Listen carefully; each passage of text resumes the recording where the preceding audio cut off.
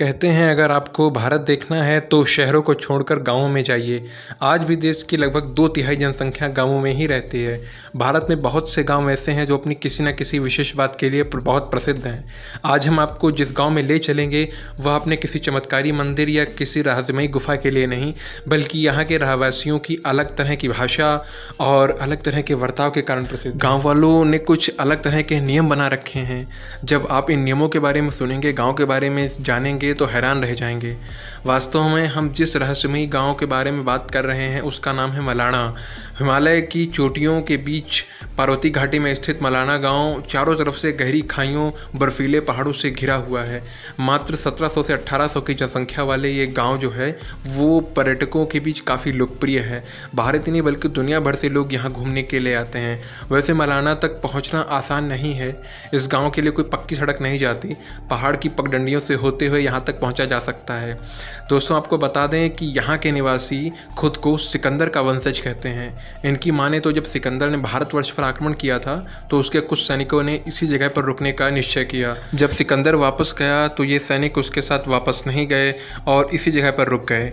आज इस गांव के निवासी सिकंदर के सैनिकों के ही वंशज कहलाते हैं। आपको बता दें कि यह अभी तक पूरी तरह से सिद्ध नहीं हो पाया है कि इनके इस दावे में कितनी सच्चाई है।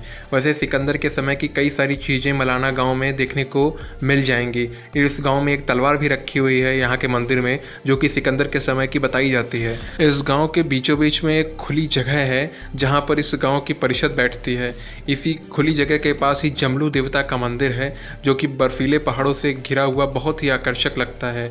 मित्रों, ये लोग जिस देवता की पूजा करते हैं उसे ये जमलू कहते हैं। जमलू का शुद्ध अर्थ है जमदाग्नि ऋषि। जमदाग्नि ऋषि सनातन धर्म में काफ़ी प्रसिद्ध है। माना जाता है कि जमलू देवता कभी मलाना में ही रहते थे। उन्हें भगवान शिव ने भेजा था। गांव में केवल 2 ही मंदिर हैं। एक है जमलू देवता का, दूसरा है उनकी पत्नी रेणुका देवी का।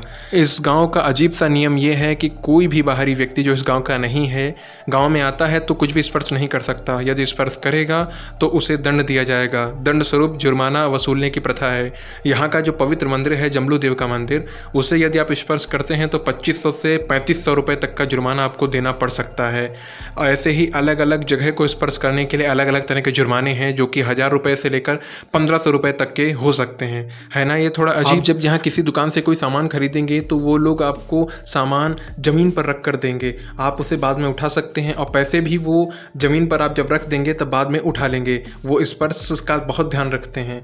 मलाना के निवासी ऐसा इसलिए करते हैं क्योंकि वो खुद को सर्वश्रेष्ठ समझते हैं, सभी से उच्च समझते हैं। मलाना के लोग कनाशी भाषा बोलते हैं, जो कि बहुत ही रहस्यमयी भाषा है। इसे केवल वही लोग समझ पाते हैं। यहाँ जो विवाह की प्रथा है वो विवाह भी थोड़ा अजीब है। ये लोग गांव के भीतर ही विवाह करते हैं, किसी दूसरे गांव में विवाह नहीं करते, क्योंकि ये अपना रक्त श्रेष्ठ समझते हैं और इसमें कोई मिश्रण नहीं चाहते हैं। मलाना के लोग भारत के संविधान को नहीं मानते। इनका अलग सा संविधान है। इन अजीब और गरीब नियम कानूनों के कारण ये गाँव फेमस तो है ही, लेकिन साथ ही एक और चीज़ भी इस गांव को बहुत फेमस करती है, वो है मलाना क्रीम। सही अर्थों में तो इसे गांजा कह सकते हैं। दोस्तों, इस गांव में marijuana की खेती व्यापक स्तर पर होती है। गांव में घुसते ही कई छोटे छोटे बच्चे आपको गांजा बेचते हुए दिख जाएंगे। इस गांव की अर्थव्यवस्था का मुख्य आधार वही है। बहुत सारे लोग यहाँ पर नशे की पार्टी करने के लिए ही आते हैं, लेकिन बच्चों की हो रही दुर्दशा को देखकर कहा जाता है कि इनकी देवता जमलू ऋषि ने गाँव के सभी गेस्ट हाउसेस को बंद करवाने का आदेश दिया है। अब जो भी बाहरी लोग आते हैं वो केवल दिन में गाँव में रुक सकते हैं, रात में उन्हें बाहर जाना ही पड़ता है।